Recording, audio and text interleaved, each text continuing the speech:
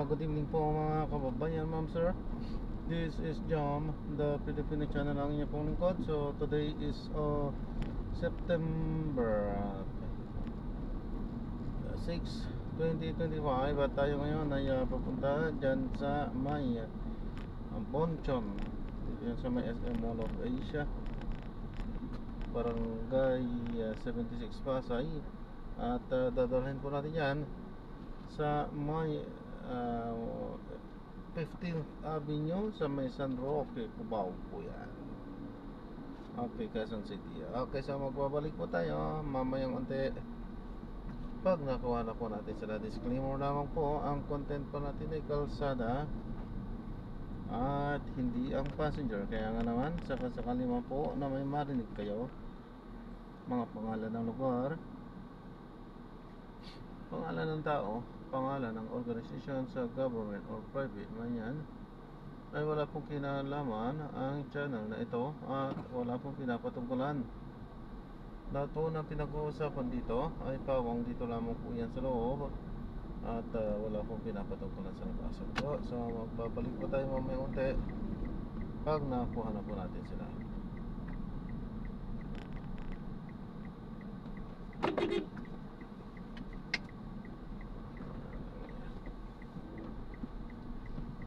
Ay! Oo! Tapos kakanan ako sana doon.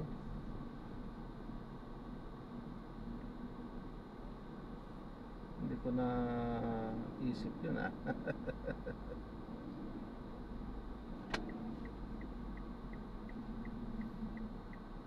Ayan. Magbabalik po tayo mamaya unti po pag nakuha na pala rin sila. Medyo ang daming sarado ngayon dito. May event yata sila. Anong event? Hindi ko alam. May mga close na kalsada daanan dito sa may MOA ngayon. Hindi ko alam kung anong event. Wala akong pakialam sa mga event. Pakialam ko yung hanap buhay ko. Joke lang po.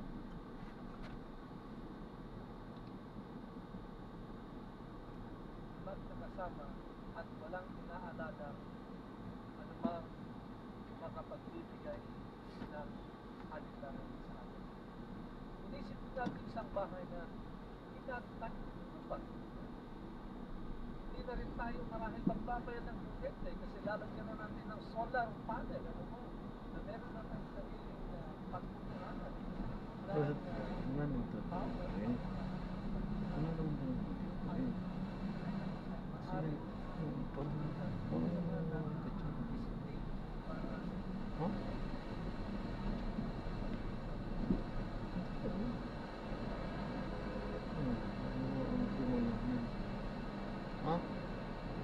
Bakit sinabi ba nila sa'yo?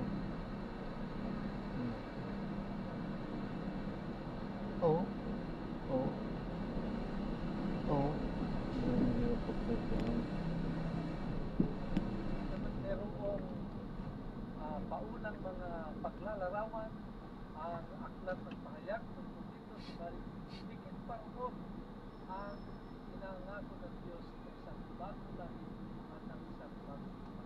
Pero gano'n pa man, minamahal na kaibigan, minamahal ko taga-subaybay, ang pangako ng bagong langit at ang bagong lupa, titignan natin, patuloy natin pag-aralan bilang unang bahagi ng ating pag-aaral. Ang bagong langit at ang bagong lupa ay isang pangako na rin na nagbibigay ng katiyakan at kapanatagan sa atin. Marahil sa ngayon, yung mga nakikinig sa atin o kayo mga nakikinig ay hindi ninyo po no? Kaya magbuhat na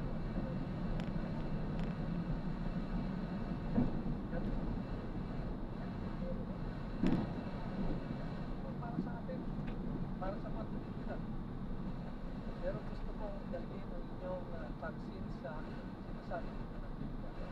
Ito ay isang lugar kung wala ng sakit, wala ng paghihirap, wala ng kaya itong bagong lugar na ito na tinatawag na bagong langit at bagong lupa na bahagi ng pangako ng ating Panginoon, walang higit bang paghihirap ang mararanasan. Sa pagpapatuloy, gusto ko tingnan natin ang isang talata mula sa aklat ng Pahayag pa rin, Kabanata 21, ang talata ay ika-4 o 4, ang sabi meron, at mapahirin ng Diyos ang bawat luha sa kanilang mga mata. Hindi na magkakaroon ng kamatayan, kalungkutan, pag-iyak o sakit. Sabi, no? Kung papahirin ng Diyos ang bawat luha sa kanilang mga mata. Ano bang dahilan? Ba't umiiyak yung mga taong mga ligtas ng ating Panginoon? Sila yung naalaala nila yung kanilang nakaraan, yung kanilang pag-iingat, no? Yung marahil sa kanilang nakarang buhay, utang sila nakaranas sa piling ng Panginoon ng isang napakagarang tahanan na kailanman hindi kaya ilarawan ng tao sa pamagitan ng kanyang mga sarili, no? So yung mga kalungkutan na nagdulot sa atin ng pagtunga, kamatayan na siya nagpasakit sa atin, lahat ng yan, ibig sabihin ng papahirin, ipapalitan na ng Panginoon at ang bawat maalaala natin ay inubuti ang pagkanyang ng bagay na kalulog sa atin. Pangalawa, ganap na kapayapaan at kagalakan. Kaibigan, kung sa mga pagkakataong ito nakakaramdam ka ng bigalig sa iyong buhay, nababahala ka sa seguridad ng ating buong lipunan, kaibigan, sasabihin ko sa iyo, sa bagong langit, sa bagong lupa, ang lahat ng pamilya ay magtatamasa ng walang hanggang kapayapaan. Doon, kaibigan, hindi ka na mag-atilangan sa isip. Doon, wala nang istorbo sa iyo. Wala na doon karamdaman. Wala na doon ng mga pag-aaway-away. Magiging patuloy at lagi ng masaya at nagsasama-sama ng mga tao ng buong pamilya na siyang iniligtas ng ating Panginoon at dadalhin sa langit. Iyong dinala doon sa lupa. Ito, sabi pa doon sa Isaias, Kabanata 32, ang talata 18, at ang bayan ay tatahan sa kapayapaan, sa ligtas ng mga tahanan at sa mga kahilig na dako ng kapaligiran. Minamahal na kaibigan, minamahal na taga-subaybay. Yan po ang paglalarawan ng Isaias doon sa bagong lupa ng ating tahanan. Sa pagpapatuloy, isa pa rin sa ating bigyang konsiderasyon yung pakikipag-iig sa Diyos. Doon sa bagong lupa, magiging malaki tayo sa Diyos at mabubuhay tayo kasama niya bago pa kailan. Alam mo kaibigan, iniisip lang natin na kailan kaya darating ang Panginoon. Pero yung pag-iisip natin yun ay nagpapahayag na meron tayong pagkanais na makaliig ang ating Panginoon. Huwag kang mag-alala. Yun po ay malapit na pong mangyari sa ating kapatid. Na doon ay hindi natin i-imagine, hindi natin naiisipin, paano ba ang Diyos? Doon makikita natin ang mukhaan, baka kapiling natin siya ng tuluyan. Ako, kaya po, nais kong ipagpatuloy ang sabi doon sa Pahayag, ang platong Pahayag, Kapitulo 21, talatang 3. Narito ika, ang tahanan ng Diyos ay kasama ng mga tao. You see? So, kasama na natin siya. Siya ay kapiling na natin. Kaya hindi na tayo mag-iisip ng kung ano paman. Sapagat ang lahat ng mga nakay Kristo, mga kasama ni Kristo, wala na pong ipag-alala sapagkat doon ay pawang katahimikan. Pawang masaya ang buhay. Lahat ng pakikipag-ugnayan ay merong pag-ibig na nakapalaman at ang turingan ay pawang mga magkakapatid kay Kristo. Pangalawang bahagi na gusto ko pong talakayin, paano ito nagbibigay ng pag-asa sa pamilya? Pagkatapos na ating pong makita kung paano po ang larawan sa pamagitan ng tao kung paano ito yung larawan, ang tanong na pangalawa ay paano ito nagbibigay ng pag-asa sa isang pamilya na kagaya ng pamilya mo at pamilya mo? Sa gitna ng mga pagsubok, kaibigan, at hinaharap ng mga hamon, ang pangakong ito ay nagbibigay ng matibay na pag-asa sa bawat pamilya. Merong dalawang magkaibigan, sila ay nagtalo at ang pinagtatalunan nila ay itong ating pinag-aaralan. Ang sabi ng isa, kaibigan, kang maniwala dyan. Hindi yan darating, hindi yan totoo. At nagsasayang ka lang ng oras. Ito lang. Sabi naman ng isang kaibigan na naniniwala sa Diyos, wala namang problema, sabi niya, kung hindi ka maniwala. Pero sa ganang akin, ako ay naniniwala. Kung hindi man ito totoo pagdating ng araw, wala problema. Wala rin mawawala sa akin. Diba? Sabi niya. Pero kaibigan, kung sakaling ito ay totoo, at ngayon palang hindi ka naniniwala, malaking kabutihan para sa iyo. Kapag ito'y naging totoo sa pagdating ng araw, malaking kalungkutan ang iyong mararamdaman at maranasan. At sabi ng Biblia, hindi mabagal ang Diyos sa pagtupad sa kanyang pangako. At itong pangakong ito ay nagbibigay ng matibay na pag-asa sa bawat pamilya. Sunod, pagkakaroon ng layunin at direksyon. Alam mo, kaibigan, ang kaalaman na may bagong langit at bagong lupa ay nagbibigay ng dahilan upang mabuhay tayo ngayon ng may pananampalataya at pagsunod sa Diyos. Kagaya ng aking binanggit kanina na magkaibigan, kung wala man katotohanan na mayroong bagong langit at bagong lupa, ay hindi pareho lang sila. Hindi magkakaroon ng lamang yung isa't isa. Pero kapag ito ay naging isang realidad, ang bagong langit at ang bagong lupa sa buhay ng taong at ako'y sa iyo. No? Kung nais natin na si Kristo ay manahan sa atin, manatili tayo sa Kanya, manampalataya tayo sa Kanya, sapagkat yun ang tanging susi ng pagkakaroon ng presensya ng Diyos sa atin. Sunod, pagpapakita ng pag-ibig at pagtutulungan. Tinalakay ko sa mga nakaraang gabi kung paano magtulungan ng buong pamilya. Maging halimbawa ng pagmamalasakit at pagtulong sa isa't isa ang ating pamilya. Kaya sinasabi doon sa Aklat ni Juan, Kapitulo 15, ang talata ay 12, ang sabi meron, kayo'y magmahalan sa isa't isa gaya ng pagmamahal ko sa inyo. So kung paano natin naramdaman ang pagmamahal ng Diyos, pwede ba, kaibigan, mahal kong pamilya, ganun din ang ating pamalas sa ating mga kamembro, sa ating mga kapitbahay. Ang sunod ulit ay pagpapatawad at pagtanggap ng kapayapaan. Patawarin ang mga nagkasala at magpatuloy sa kapayapaan. Palibang umiral sa ating buhay yung pagpapatawad, yung paglimot sa nakaraan, bagaman masakit, bagaman nakakalungkot, pero kailangan para maging patuloy na mapayapa ang ating pong pagsasama-sama at pamumuhay. At yun ang nais ng Diyos na maranasan natin. Kasi doon sa langit, ganoon po ang ating buhay. Mapayapa, masaya, masigla, at walang nagkakagalit. Lahat magkakaibigan, lahat magkakapatid kay Kristo Jesus.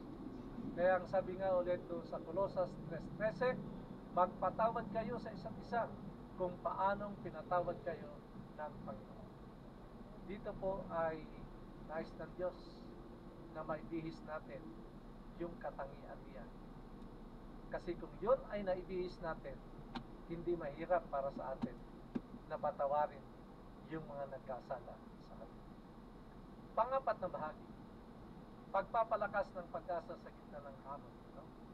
Kailangan ba yun? Yes. Kailangan mapalakas natin ang pag-asa ng pamilya sa kabila ng mga hamon na dumarating sa ating buhay. Alam na natin kanina sa mga naunang mga episode natin, yung mga hamon, mga bagyo ng buhay na siyang laging karanasan ng ating pamilya. Kaya paano natin papalakasin ang pag-asa sa gitna ng hamon?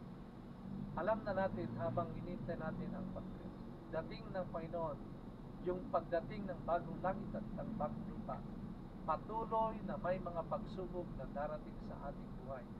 Asahan natin yan. Hindi natin yung maitatagpa. Subalit narito ang mga paraan upang mapanatili ang pag-asa ng pamilya. Una, magbalik tanaw sa katapatan ng Diyos. Kaibigan, mahal kong mga pamilya, alalahanin ang mga pagkakataong sinamahan at pinagpaalam tayo ng Diyos bilang isang pamilya. Naalala niyo pa ba? Sa mga panahon tayo po'y nangangailangan. Subalit sa kabila ng ating pangailangan, mayroong biglang dumating na siyang naging katuyakan o naging kasagutan ng ating mga kahilingan sa Panginoon. Ano ba yung karawan natin? Yung mga mabubuting bagay na yun na ginawa natin sa atin. Sapagkat yun ay mga pahintulot ng Diyos upang ang pamilya ay maging masaya, maging payapa, at patuloy na nananampalataya sa Diyos. Kaya ang sabi ganoon sa Isaiah 41 at talata 10, ang sabi ganoon, huwag kang matakot sapagkat ako'y sumasagot. Huwag kang magamba sapagkat ako'y iyong Diyos. O kaibigan, isang napakagandang pangako ng Diyos na patuloy niyang tinutupad sa bawat buhay ng nananampalataya sa Kanya. Ano ba kung kasunod? Magkaroon ng positibong pananaw. Ano man ang nangyari o mangyayari sa ating buhay, o anuman ang siyang pagkasalukuyang kaganapan sa buhay na ito, kaibigan, magtiwala tayo na may magandang hinaharap na inilalaan ng Diyos para sa atin pagkatapos nito. Hindi lahat ng malulungkot na bahagi ng buhay ay pagpasawalang hanggan. Iyo, sa lahat ng mananampalataya at naniniwala na mayroong inilalaan ng Diyos na magandang buhay, ito po ay mga ipinahintulot lang ng Diyos para lalo pa tayong umasa at magpakalapit sa Kanya. Sangayon sa Jeremias 29 talatay 11, sabi niya, sapagkat nalalaman ko ang mga plano ko para sa inyo, mga plano para sa inyong ikabubuti at hindi sa ikasasama, upang bigyan kayo ng kinabukasan at pag-asa. Ano po yung panukala ng Diyos? Ang panukala niya, ang plano niya ay para sa ating pong ikabubuti ng buhay. Hindi para tayo po ay mapahamak. Ano? Kasi magtiwala tayo sa Panginoon.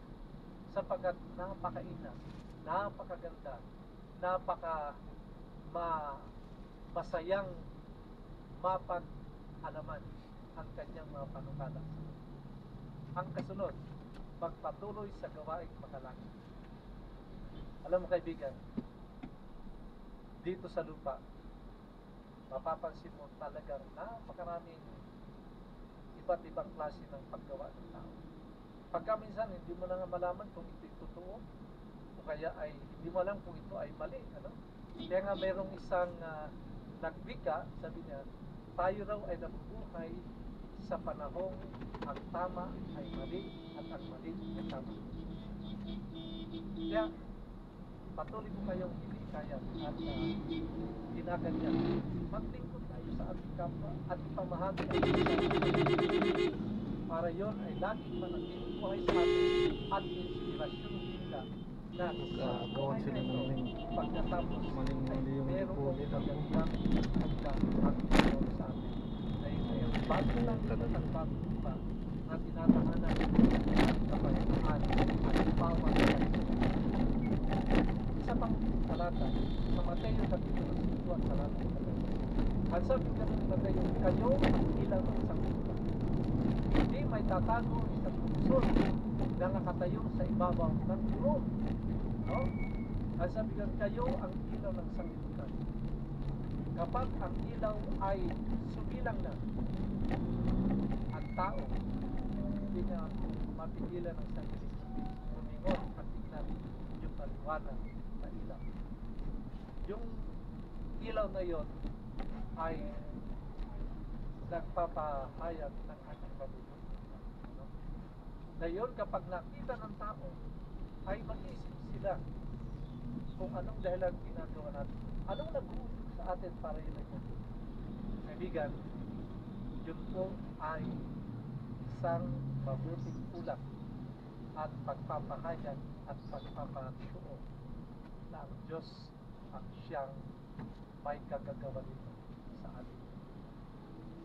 Kaibigan, nais kong maging kabahagi ka sa pagtanggap ng bagong langit ng takbang.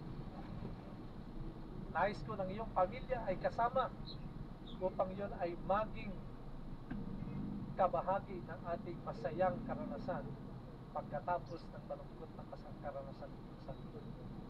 Kaibigan, ninanais ko rin na yun ay maging isang realidad ng inyong buhay. Kaya sa pagkakataong ito, ako'y nananawagan sa inyo. Kung ito ang nais ninyo na maging bahagi at karanasan ng inyong pamilya, tanggapin natin ang ating Panginoon sa buhay. Tanggapin natin siya, magpabautismo tayo sa Kanya. Sapagkat sa pagpapabautismo natin, pinapahayag din ng Diyos sa Kanyang kapangyarihan. Linisin tayo sa ating mga kasalanan at kung magkagayon, meron tayong karapatan na manahin ang Kanyang pangako ito na buhay na walang hanggan, bagong langit at bagong lupa na tatahanan ng ating pamilya na mahal ng Diyos. Kaya nga naman, sa bahaging ito, gusto ko pong kayo po ay hikayatin. Maglaan kayo ng oras upang mag-usap bilang pamilya tungkol sa mga pangako ng Diyos na nais natin maranasan. Magplano kayo ng isang family, isang pamilya na magkaroon kayo ng family devotion ng panahon ng pag-aaral ng salita ng Diyos at pagninilay-nilay ng tungkol sa pahayag Kabanata 21. Kaibigan, nais ko ring sabihin sa inyo, bakit hindi kayo magpalakasan sa isa't isa at maging daluyan ng pag-asa sa iba. Alam nyo, ang pamilya nyo, potensyal sa bagay na yan. Kayo na mga naniniwala at kinikilala na mayroong Diyos na lumikha at nagbuklod sa inyo bilang isang pamilya. Bakit hindi rin kayo maglaan ng panahon para kayo ay magpanukala at magpasya bilang isang pamilya na tanggapin siya sa inyong buhay, sa inyong pamilya, na inyong personal na tagapagligtas ng inyong pamilya. Kung yun po ang nais ninyo at napagpasyahan ninyo, minamahal na kaibigan, maaari po kayo ay tumawag sa mga numero na aking binanggit sa inyo kanina at sabihin sa aming makasamahan, ang aming pamilya ay handa na para tanggapin ang ating Panginoong Hesus at magkaroon ng buhay na nais niyang maging karanasan. Kung yan ang nais nyo at yan ang pasya nyo, maaari ko ba kayong anyayahan sa isang panalangin ng pagtatanong? Aming Ama, salamat po sa inyong dakilang pangako ng bagong langit at bagong lupa. Tulungan ninyo po kaming mamuhay ng may pananampalataya at patuloy na magkaisa bilang pamilya. Naway maging liwanag kami sa aming komunidad at magdala ng pag-asa sa iba sa pangalan na Jesus na aming tagapagligtas. Amen and amen. Maraming salamat sa pakikinig, minamahal na mga taga-subaybay. Para sa inyong mga katanungan, pwede kayong tumawag o mag-text sa ating mga numero 0917-1742-777 at sa 0968-8536-607. Naway patuloy kayong pagpalain ng Panginoon at manatiling may pag-asa hanggang sa kanyang muling pagbabalik. Muli, ako si Pastor Jerry Cahobe, ang inyong kaibigan at kapatid sa radyo. Paalam at pagpalain kayo ng ating Panginoon.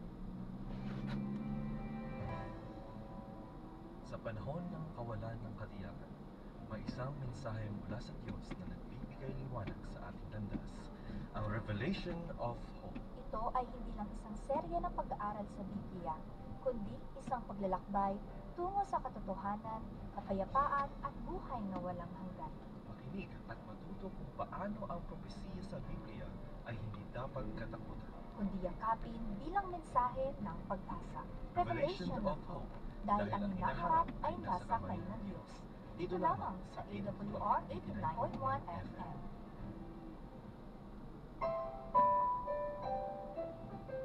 Ito ang Adventist World Radio 89.1 FM. Kung ikaw ay may kahilingan sa panalangin o kung may mga katanungan, tumawag o mag-text sa 0917-1742-777, 0917-1742-777. or sa 0968-8536-607. 0968-8536-607.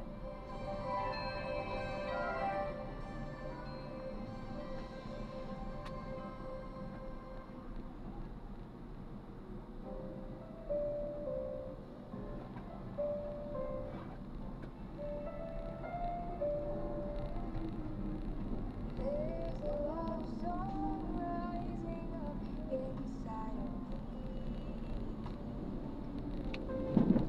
These feelings in my heart are best released. I feel so alive, I just can't help but sing about the one who makes my heart beat. I love living in love with Jesus. I love knowing that He loves me. He makes the sun shine in my heart with the way His dear. Oh, how I love living in love with Him.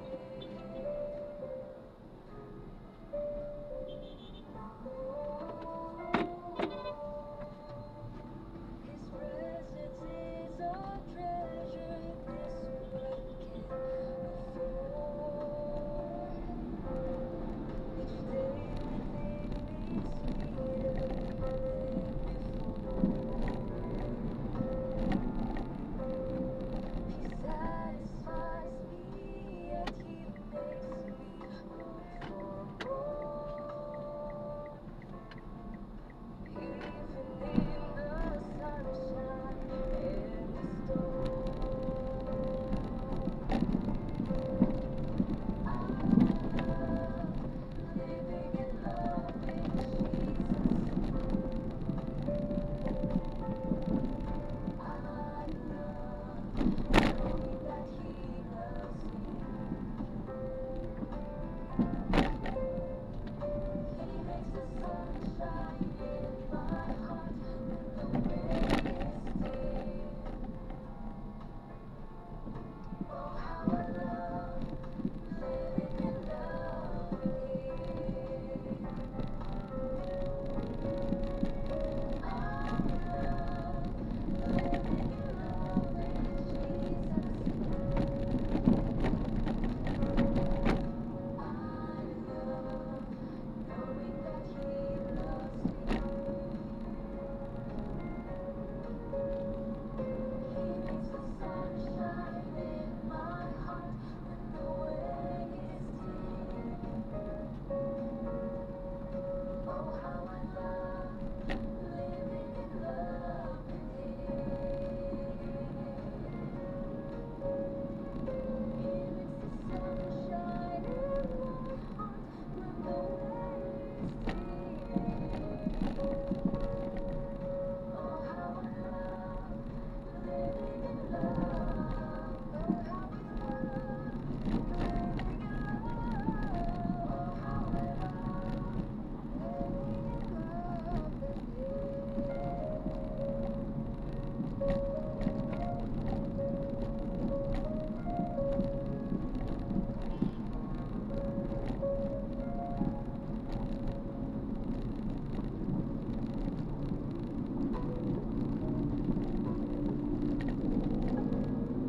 This is TikTok with TikTok Transformation in Christ Love.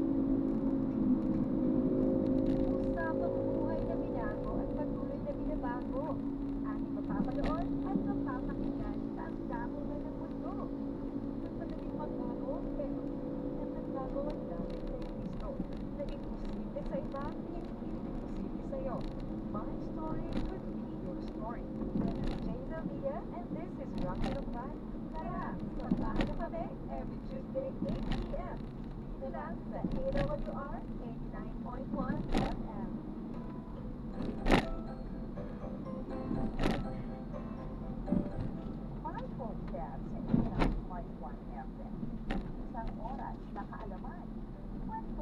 at kasamutan tungkol sa kalusugang pangkalisipan. Kasama ang mga psychologists, guidance counselors, at mental health experts para sagutin ang iyong katanungan at pagsasagot ng kanyang alam. Pag-usapan natin ang bakit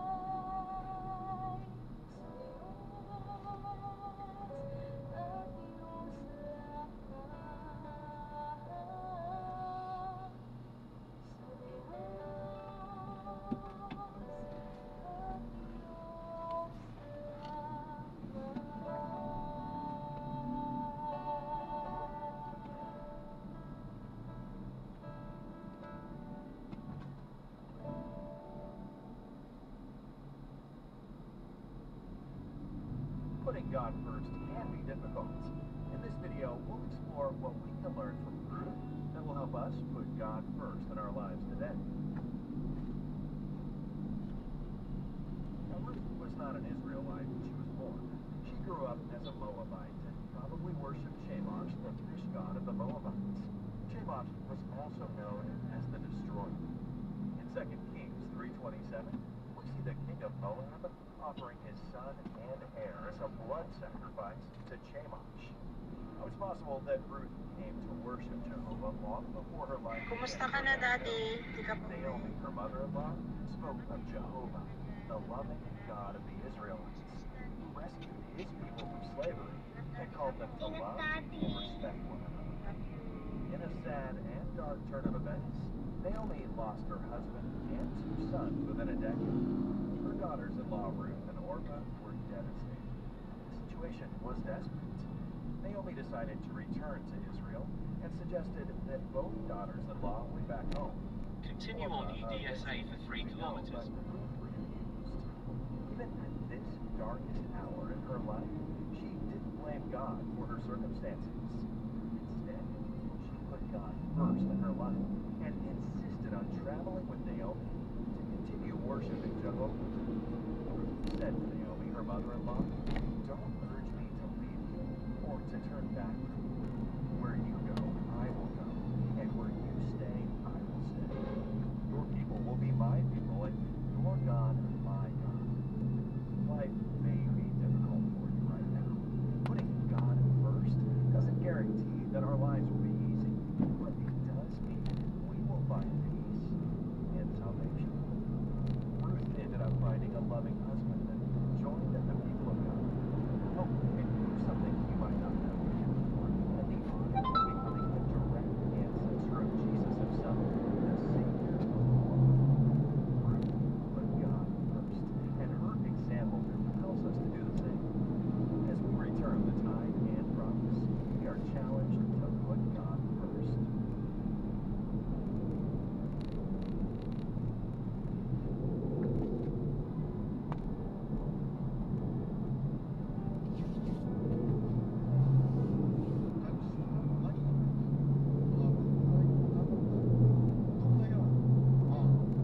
Radio Clinic, ang iyong kadamay sa kalusugan. Weekly, Martes at Jueves, mula alas 6 hanggang alas 7 ng gabi. Mga eksperto sa iba't ibang larangan ng medisina at nang magbigay ng mahalagang tips at payo para sa iyong kalusugan. Mga doktor mula sa iba't ibang disiplina ang magbibigay ng kanilang kaalaman at serbisyo kahit samahan kami para sa mas malusog. Huwag palamasin ang Radio Clinic kung saan ang kalusugan lagi mo makakamtan. Dito lamang sa AWR 89.1 FM.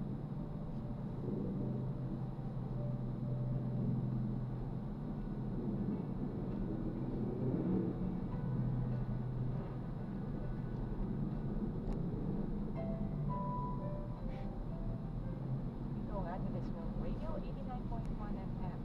Para manatiling updated sa mga kaganapan sa Adventist World Radio, i-follow at i-like ang ating Facebook page, AWR Manila, at i-share sa inyong mga kaibigan. Are you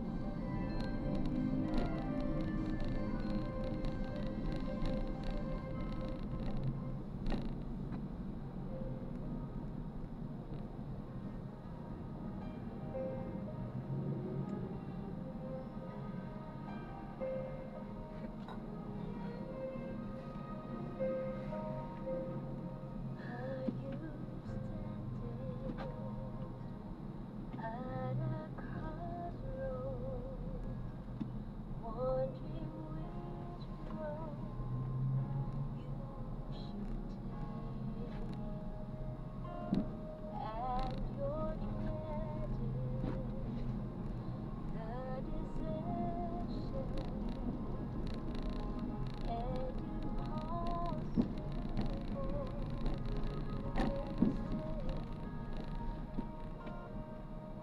but the will of God won't lead you where the grace of God can keep you. You'll never be out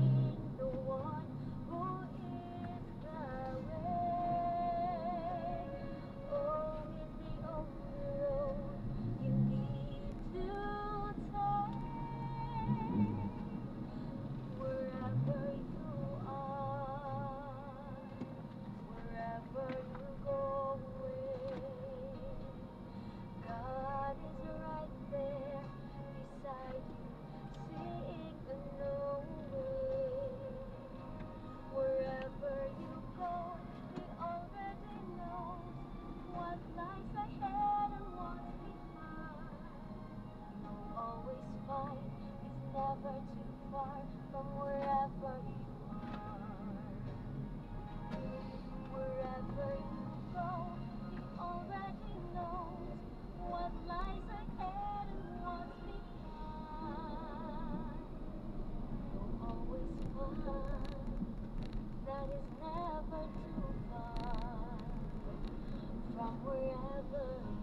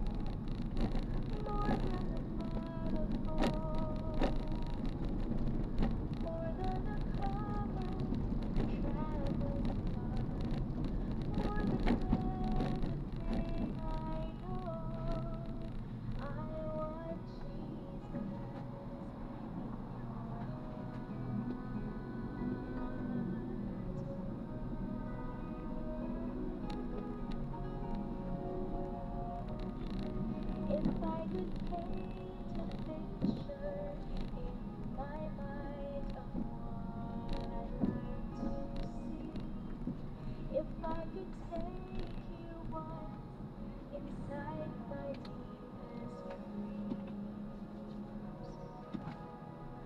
more than a pot of gold, more than a pathway to the stars, more than anything I know, I want Jesus in your heart.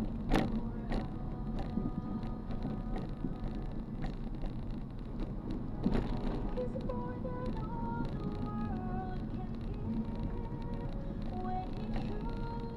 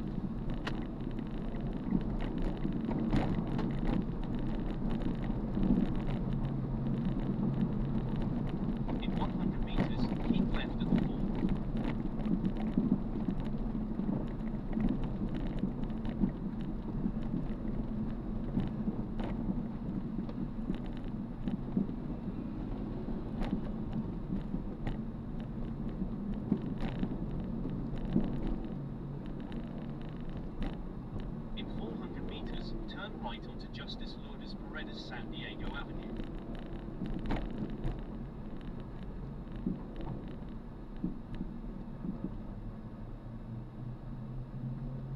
In 200 meters, turn right onto Justice Lourdes Paredes San Diego Avenue.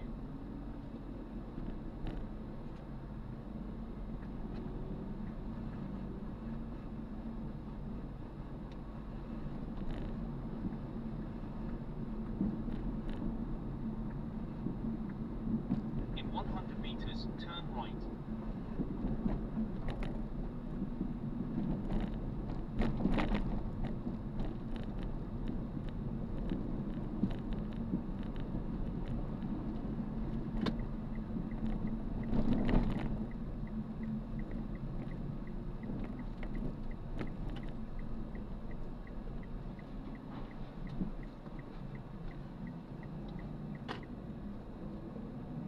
In 200 meters, turn left onto 9th Avenue.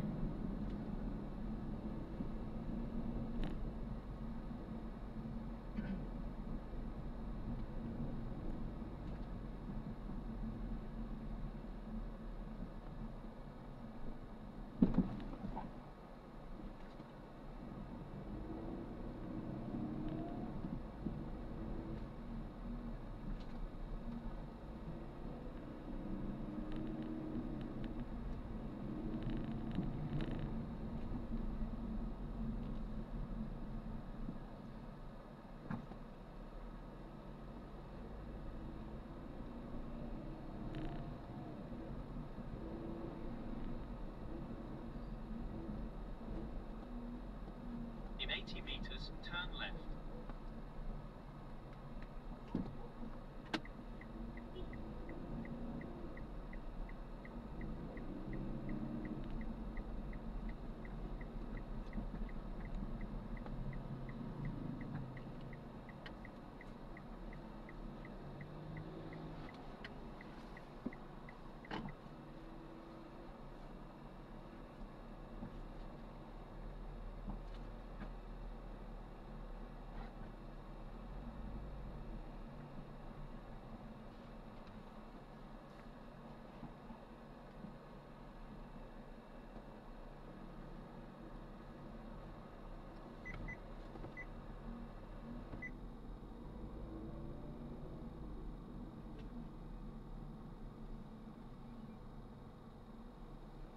In 200 meters, turn right at the traffic light.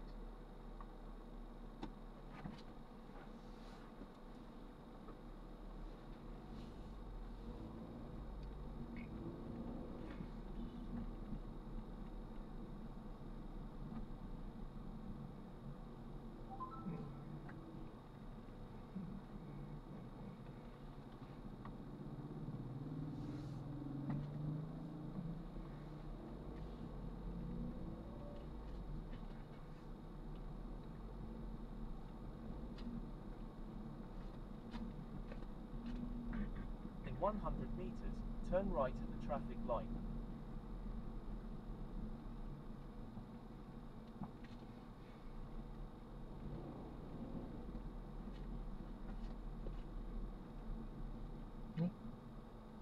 Sarado naman na to. Sarado po. Sarado. Ano yung ikot? Sarado. Ano ba yun? Pag ganito ko, parang ngayon ko na nadaanan niya na sarado.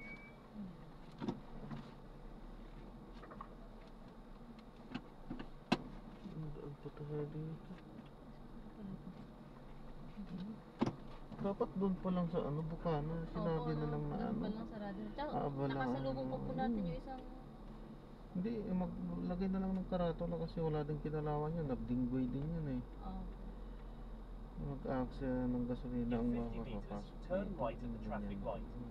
Turn left onto 9th Avenue. Sinasara nilang ganyan. Dapat anuhin nila yung obligasyon din nilang maglagay dyan ng karatula.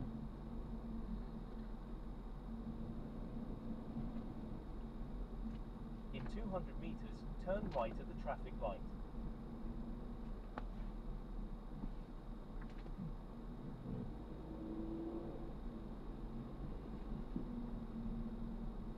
In 200 meters, Pwede po turn siguro sa right at the 15th traffic light. Yun nga lang po, mag-U-turn. I mean, ito ga? One way kasi dun eh. Hindi siya pwedeng pumunta ng Tuwaso.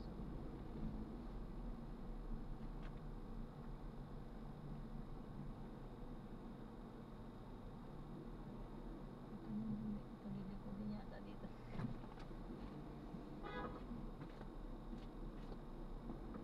Ano din siya?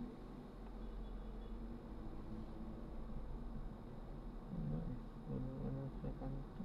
Kaya 30th. Magsasarado din. Saan yun, brother mo?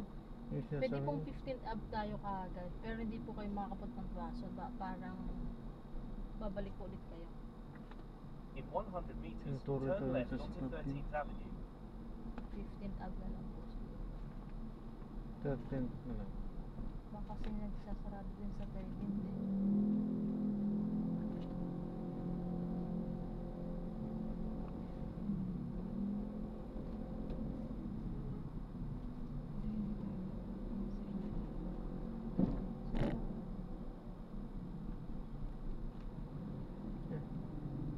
May dumaan naman.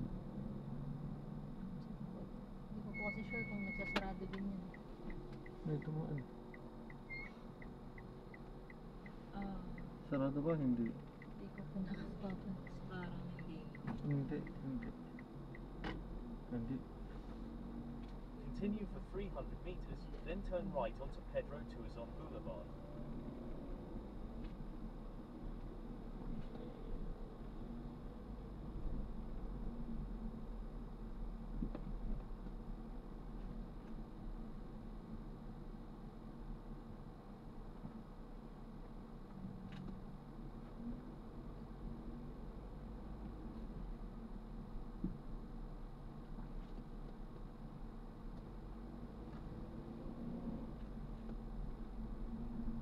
Tama, alas 11 na kasi pag ano yata nagsasarado dito sa ano, di ba? Ang kubaw.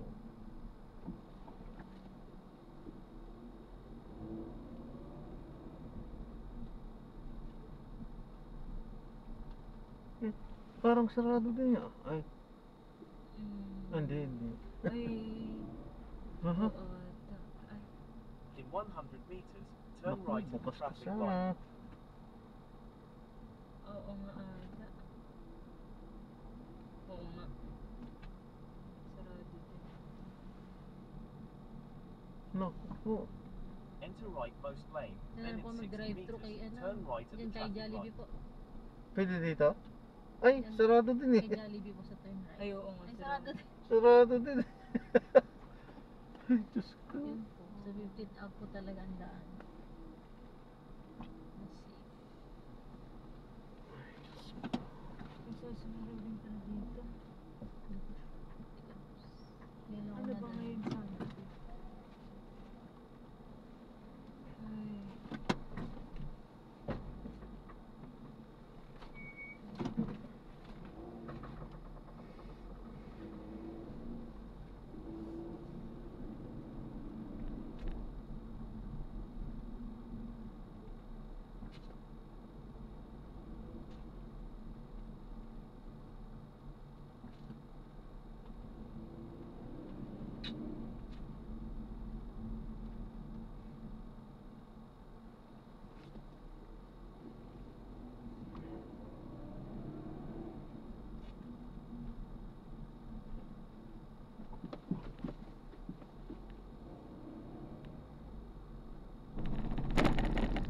Hindi ako sang-ayon sa ganyang ginagawa nilang pagsasara ng kalsada.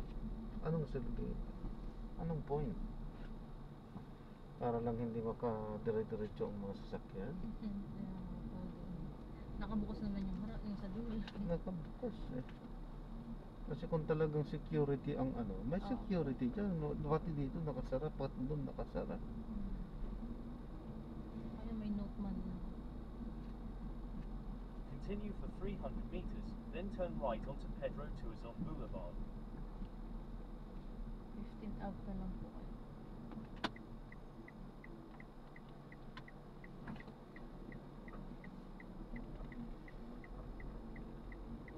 Take note, pag ako naging presidente ng Pilipinas, pagbabawal ko lahat ng pagsasara ng kalsada. Totoo po. Pagbabawal ko yan. Paggawan ko ng batas yan, illegal yan. Siguro, ba't pa nila sinarado, no? Para wala lang dadaan.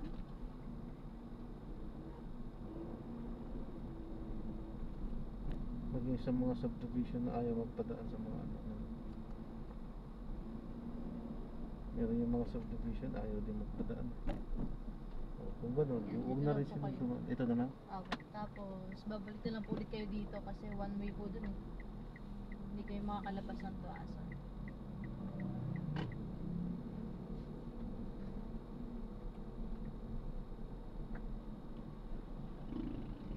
Sirado din yata. Ay, hindi po, hindi naman po ako Huh? mapupunta sa dulo eh. Ah. Malapit lang po kami dun sa dulo. Kutsi pala yung nakita ko. Pero parang dyan po, alam ko hindi nagsasarado yun. Sa pagkakaalam ko. Eh kasi nga one way lang. Oh, one way talaga to sa mga... So hindi nila sasara kasi bawal nga din umaiksi. Ah. Sa may bandang right side po. Tapos dito po sa You have green na arrived gate at po. your destination. Ito to? Apo. Yan. Tapos mag, ano na lang po kayo, ikot na lang po kayo. One way po kasi dyan sa palabas po na yan. Mm. Thank you po. Thank you Ingat po. po. Sige, ingat. God bless lang po. Yan po.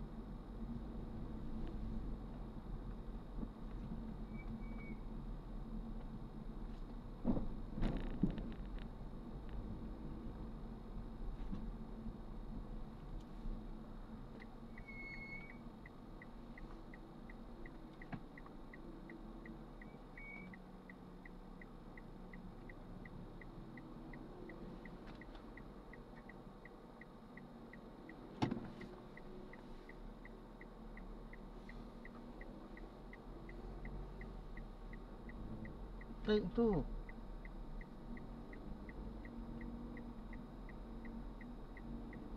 Handa na ang lahat. Halika na.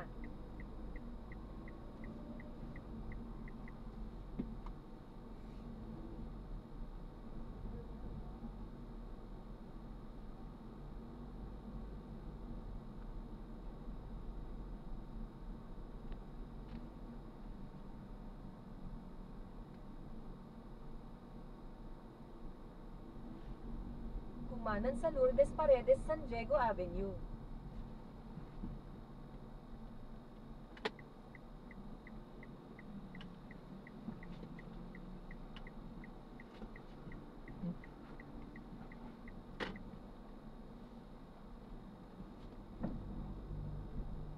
Pagkaraan ng 800 metro. Kumanan sa 1, EDSA, North. Pagkatapos gamitin ang 2 daanan sa kaliwa upang dumiretso sa 1, EDSA, North.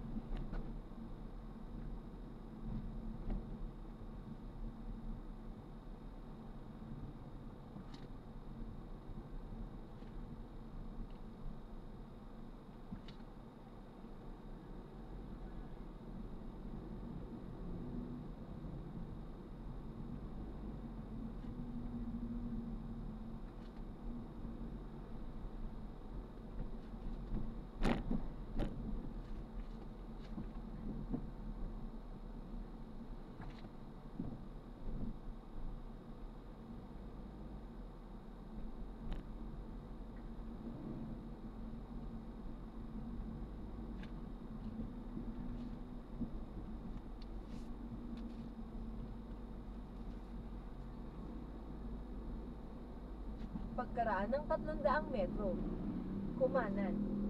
Pagkatapos gamitin ang 2 daanan sa kaliwa upang dumiretso sa 1 EDSA North.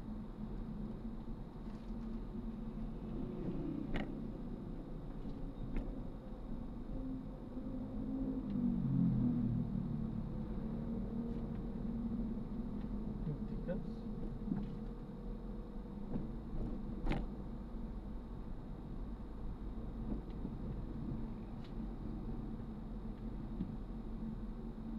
Mobile phone camera sa daraanan.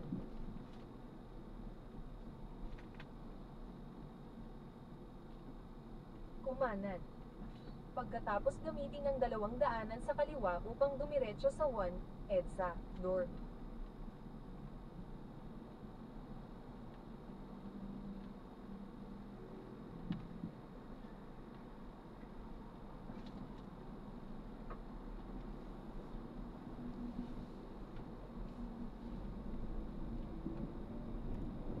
Gamitin ang 2 daanan sa kaliwa upang dumiretso sa 1 EDSA North.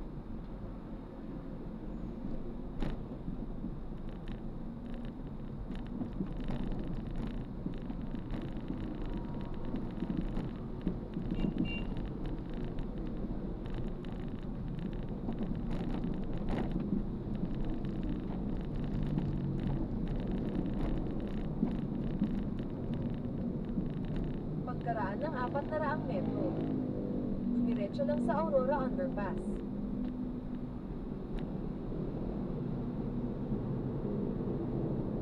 Ay, ayan, so na-drop na natin yun. So maraming salamat po sa panonood hanggang sa muli. Ingat, God bless. Para po muna pansamantala, uuwi na tayo. Paalam na po, good night na po. Dumiretso lang sa Aurora Underpass. September 6, 2021. Wow. Paalam po. This is John Paredes, the Filipino channel lang.